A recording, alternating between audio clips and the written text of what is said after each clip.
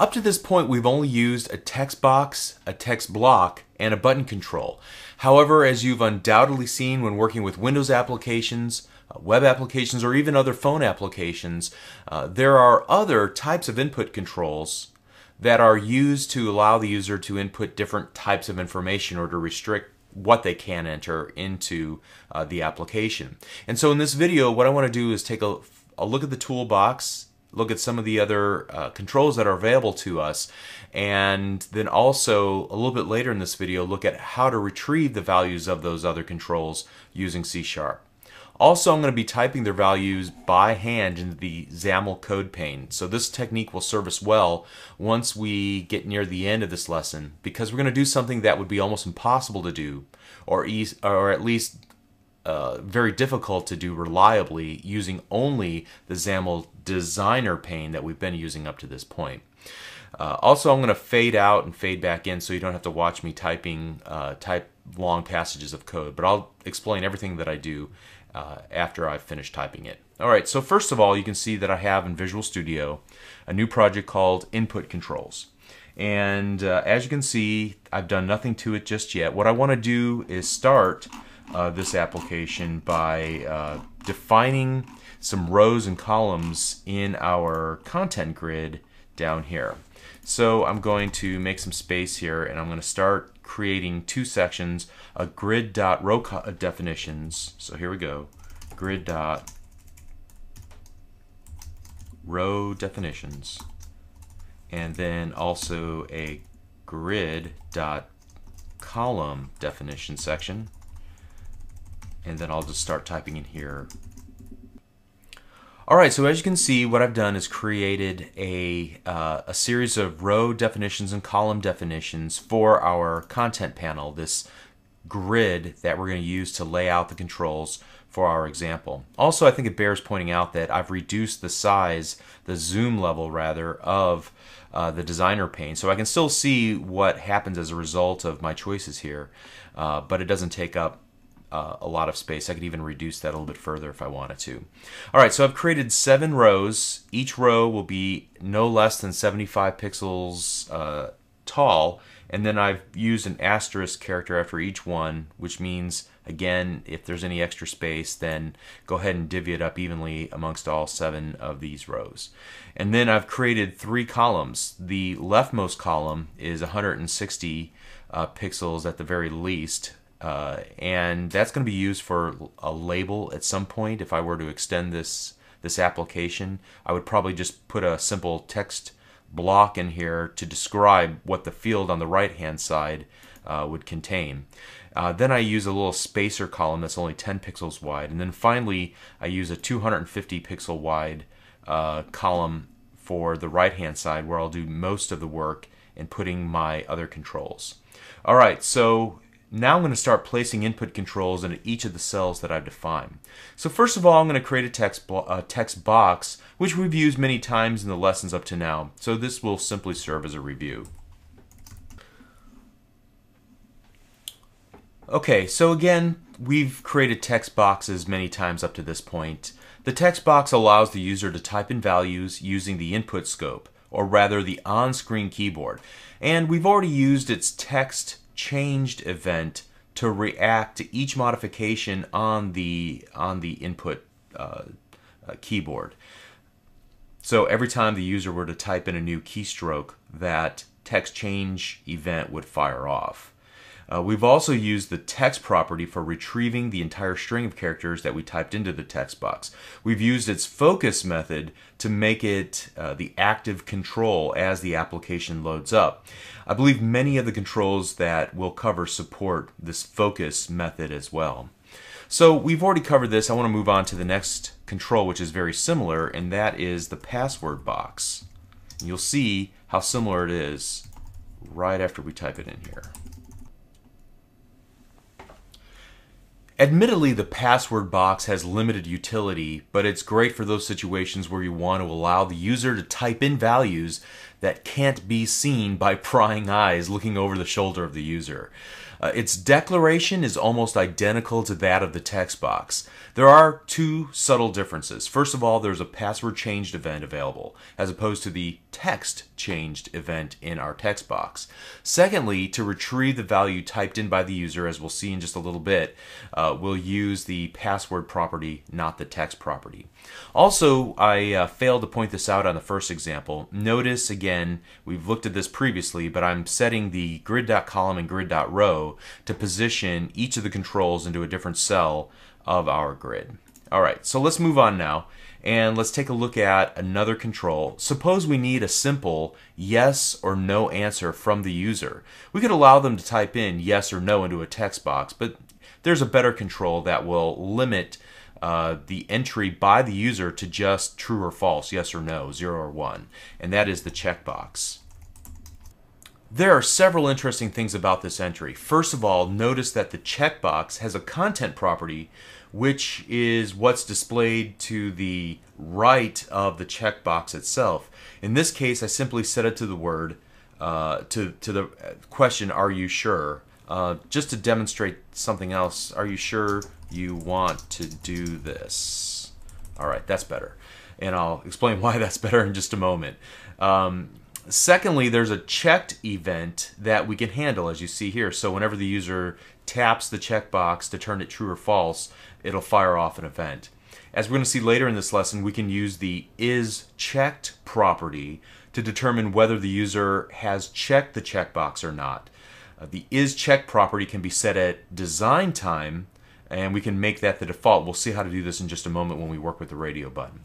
But this example also demonstrates how to span a single control across multiple columns using the column span property. I wanted to allow the content area plenty of room to breathe because I knew it was going to span, it was going to be a long question, are you sure you want to do this? So I decided to span the checkbox control across all three columns.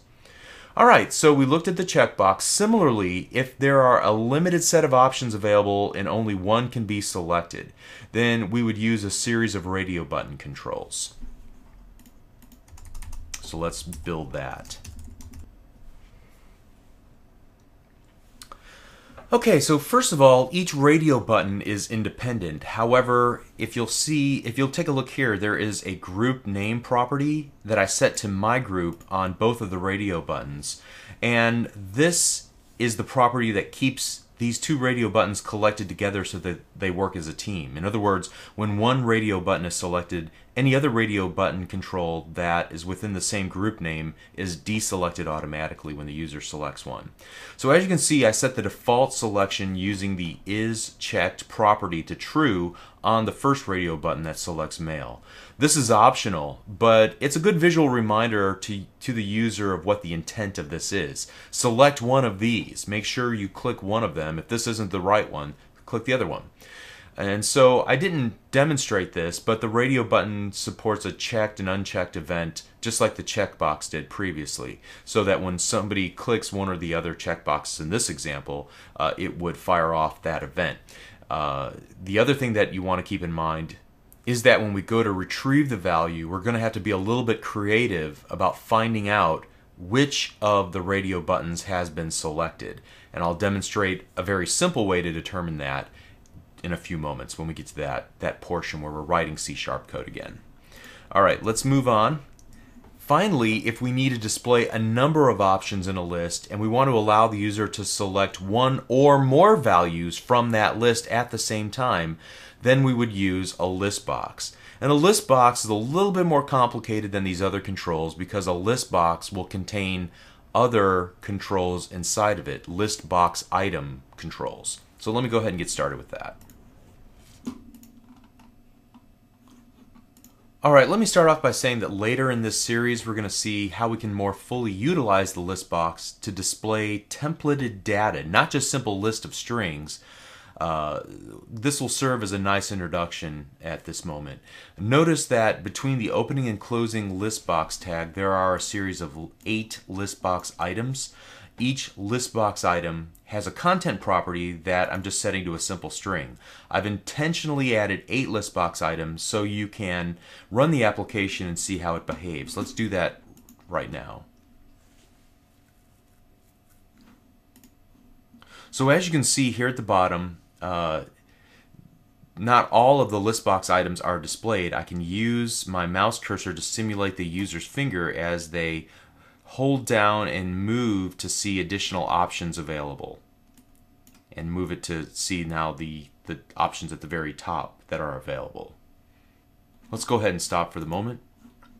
Rounding out our discussion of the list box, in a similar fashion to the radio button controls, you can monitor a change between options through an event handler, such as the selection changed event that's registered here. Okay, so I'm almost finished designing the user interface for my application. It's at this point that I've run into a little bit of a problem. I need to add a button control to the very bottom of this form. I need to, however, figure out a way to accomplish this, because as you can see, I've run out of space vertically. So I need some way to allow the user to scroll down so that he can see the rest of my application. Now luckily there's an easy way to retrofit this functionality through the use of a scroll view control. The scroll viewer creates a little window to the information that it contains within it. Now if I create one to take up a height of 500 in height, I could have 1,000 in height worth of content inside of it. I'm just displaying only half of it at a time. So then the user would be able to scroll down the application using his finger to push the viewable area up or down. So let me do this. I'm going to go up here before our definition for the content panel and make some space for myself. And then I'm going to add a scroll viewer. Once I've finished defining the scroll viewer, I want to take the ending tag. I'm just going to hold down the Shift key on my keyboard, and I'll hit the End key on my keyboard to make sure that final tag is selected. I'm going to hit the Control X key on my keyboard to cut that ending tag, and I'm going to go all the way to the bottom of this and then paste it in. Let's make sure I get the right grid here. I'll paste it in right here. So I essentially wrapped a scroll viewer tag around the content grid. So as you can see, I have a margin set of 175 from the top, which would give us the sufficient room to start it beneath the text blocks that come by default on my XAML page. Also, the scroll viewer will be 500 pixels tall, so that should give us plenty of room here. As you can see, when I select into it, I have a little more room at the bottom, but I'm going to leave that for now. And you can see the bottom part of my scroll viewer ends just a little bit before the bottom area. This would allow me to add an app bar. My goal here is still to add an additional button control, so I'm going to need to make one more row. So I'm just going to copy and paste one of the existing rows into the grid row definition collection.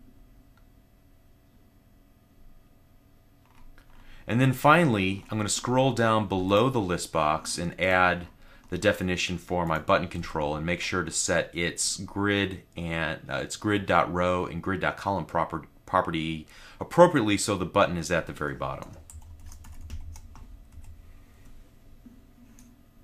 Alright, I'm going to save my work and I'm going to run it just to see how this works. Alright, so as you can see, my options are cut off here. I can't see the end of the list box, nor can I see the OK button. But I'm just clicking on an empty area here and just moving my mouse cursor up and holding down, and you can see now I can see the OK button. And I can move back up to the top and move back up to down to the bottom. Alright, so the scroll viewer really comes in handy when you want to have additional information that won't fit on the screen.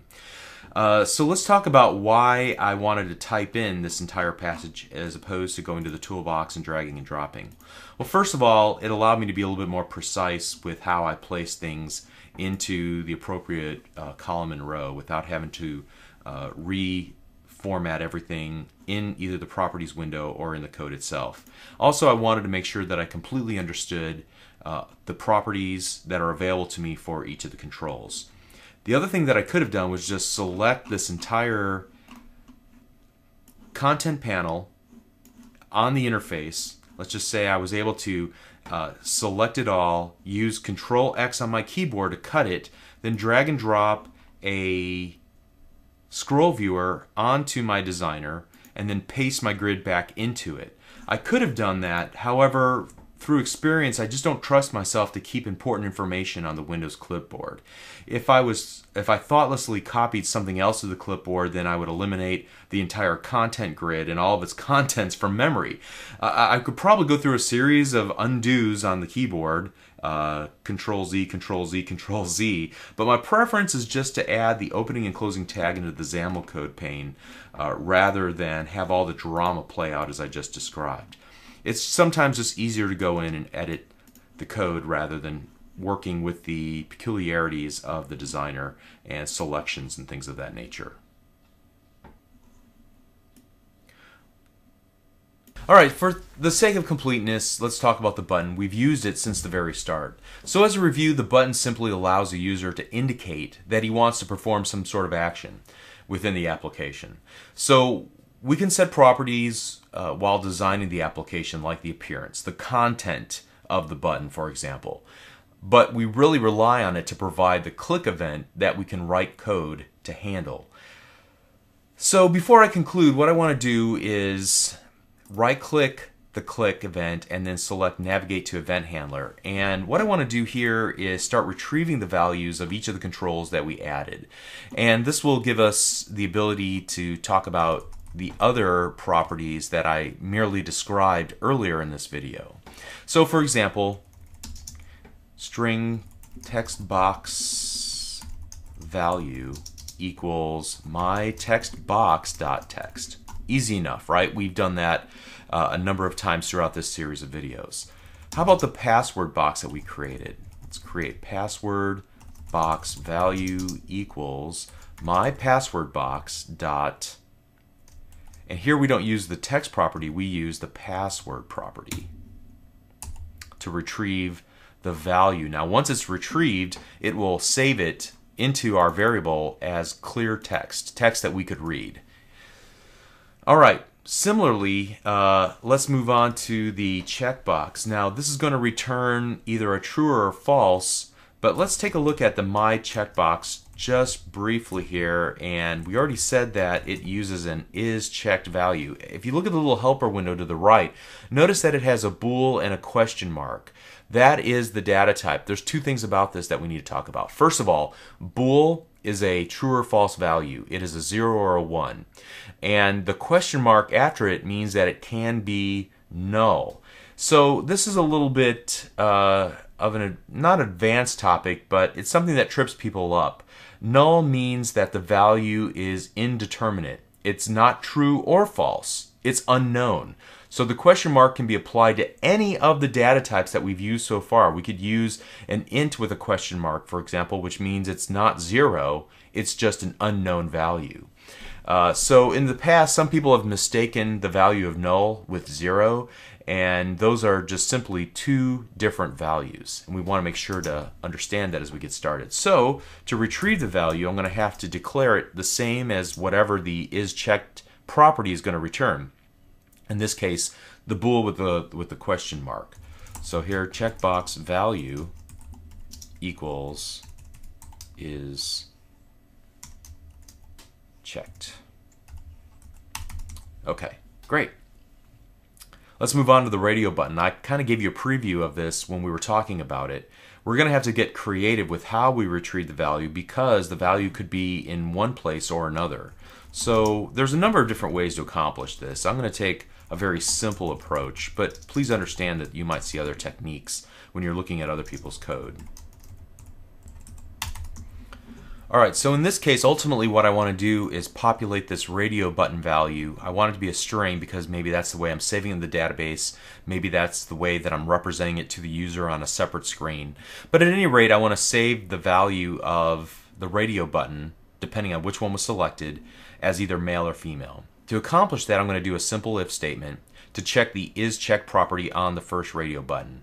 In this case, if it's true, then we'll set the radio button value to male, otherwise we'll set it to female.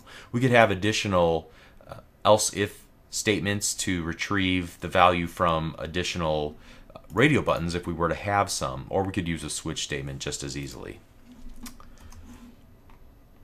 Finally, the list box requires even a little bit more effort. So let me do this. Alright, first of all, I want to emphasize that there's a number of different ways to retrieve the value from the list box. Also, I want to emphasize that in this particular case, we're only allowing a single selection. So just be aware of the fact that there is an selected items collection that would allow us to retrieve multiple selections from the user. In this case, we're going to keep it simple and only allow a single selection. But notice that selected item returns an object. If you recall from an earlier video today, we had a similar scenario where the sender object would tell us which control was the control that fired off the event in the event handler. This is similar in so much that it's going to return a single object in the items collection of my list box. So it puts the onus on me to cast that object into type list box item. And once it's of type list box item, then I can retrieve the content value of the list box item. Now the content value itself is also an object. So I'm going to have to cast that to a string in order to retrieve the value that was displayed on screen to the user in my string list box value variable.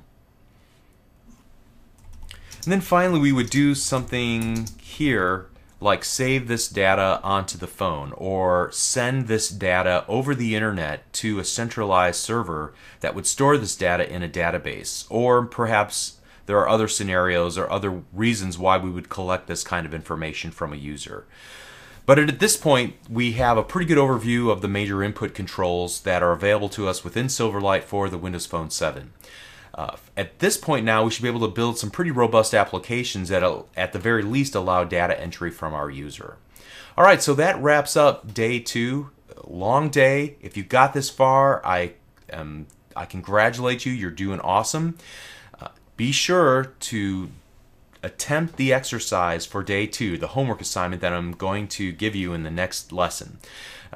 Try to do it on your own. Try not to peek at the solution, although I will provide the solution for the exercise so that if you do get stuck, you can at least get unstuck enough so that you can move on. It's going to cover some of the concepts that we've discussed on day 2 as well as some that we've discussed on day 1. So this is a great opportunity to get your hands dirty and to force yourself to struggle with the code with your own mind and your own hands. And we'll see you in the next lesson. Thank you.